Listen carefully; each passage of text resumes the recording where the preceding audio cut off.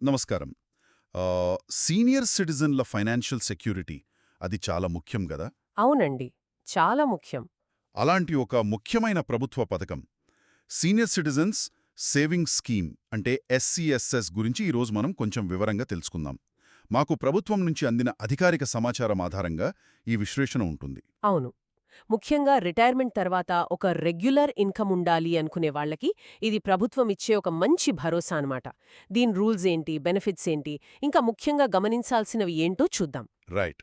ముందుగా మరి ఈ అకౌంట్ ఎవరు తెరవచ్చు? ఎలిజిబిలిటీ ఏంటి?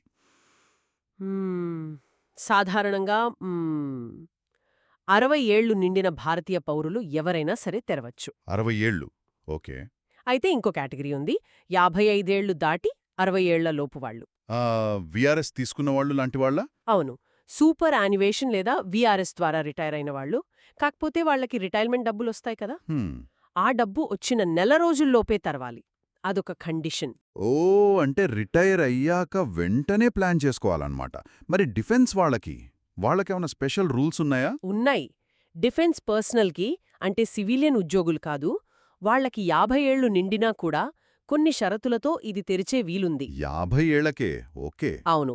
ఇంకా అకౌంట్ సింగిల్గా లేదా స్పౌస్తో కలిపి జాయింట్గా కూడా తెరవచ్చు. Joint account. జాయింట్ అకౌంట్ అయితే మొదటి అకౌంట్ హోల్డర్ వయసే లెక్కలోకొస్తుంది.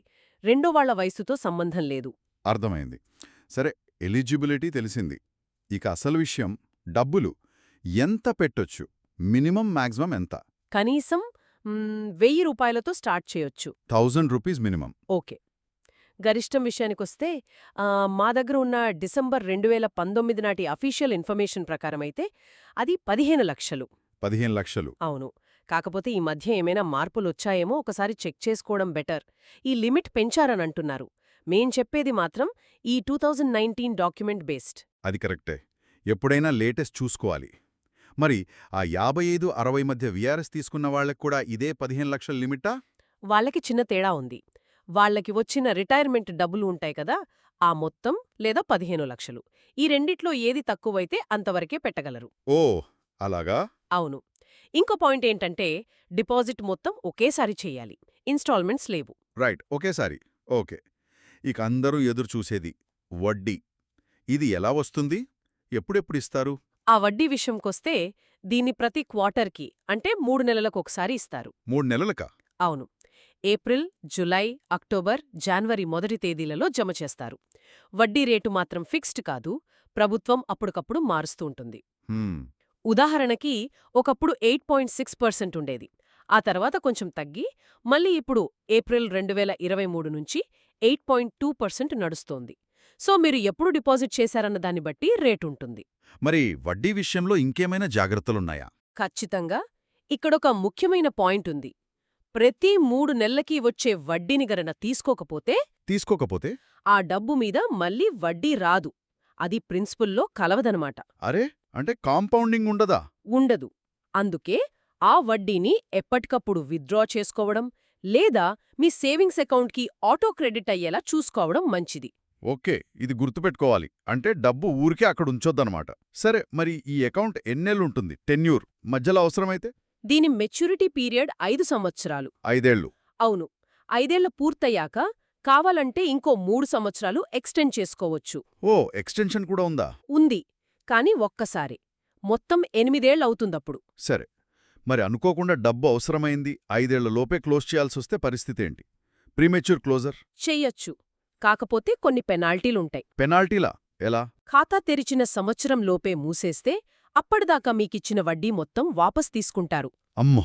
అదే ఏడాది దాటి 2 ఏళ్ల లోపు మూసేస్తే మీ డిపాజిట్ అమౌంట్లో 1.5% కట్ చేస్తారు. 1.5%? 2 ఏళ్లు దాటిన తర్వాత మూసేస్తే 1 కట్ చేస్తారు. ఓకే. అయితే ఒకవేళ మీరు ఖాతాని ఎక్స్టెండ్ చేసుకున్నారు కదా, ఆ 3 ఏళ్ల పీరియడ్లో ఎక్స్టెండ్ చేసిన తేదీ నుంచి ఏడాది దాటిన తర్వాత క్లోజ్ చేస్తే మాత్రం ఎలాంటి పెనాల్టీ ఉండదు. అమ్మయ్యా, అదొక వెసులుకాటు. అంటే ఎమర్జెన్సీలో తీసుకోవచ్చు, కానీ కొంచెం లాస్ ఉంటుంది. అవును.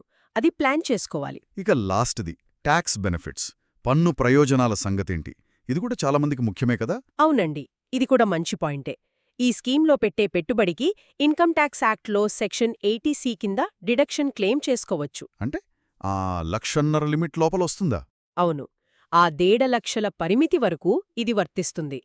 ట్యాక్స్ పరిధిలోకి వచ్చే సీనియర్ సిటిజన్లకు ఇది ఖచ్చితంగా ఒక అదనపు బెనిఫిట్. ట్యాక్స్ సేవ్ అవుతుంది. కాబట్టి మొత్తంగా చూస్తే ఎస్ఈఎస్ఎస్ అనేది ప్రభుత్వం గ్యారెంటీతో రెగ్యులర్గా 3 నెలలకోసారి ఆదాయమిచ్చే ట్యాక్స్ కూడా ఆదా చేసే ఒక సేఫ్ ఇన్వెస్ట్మెంట్ ఆప్షన్ అని చెప్పొచ్చు. ఖచ్చితంగా. గుర్తుంచుకోవాల్సినవి ఏంటంటే ఏజ్ లిమిట్స్, డిపాజిట్ ఎంత చెయ్యొచ్చు, మా సమాచారం ప్రకారం 15 లక్షలు, బట్ లేటెస్ట్ చెక్ చేసుకోండి. వడ్డీ రేట్లు మారొచ్చు, 5 ఇయర్స్ లాక్-ఇన్, కావాలంటే మరో 3 ఏళ్ల ఎక్స్టెన్షన్ ఆర్ ప్రీమెచ్యూర్ క్లోజర్ పెనాల్టీలు. విశ్లేషణ బాగుంది. ఇప్పుడు విన్న తర్వాత శ్రోతలు ఆలోచించాల్సిన విషయం ఒకటుంది గదా. అవును.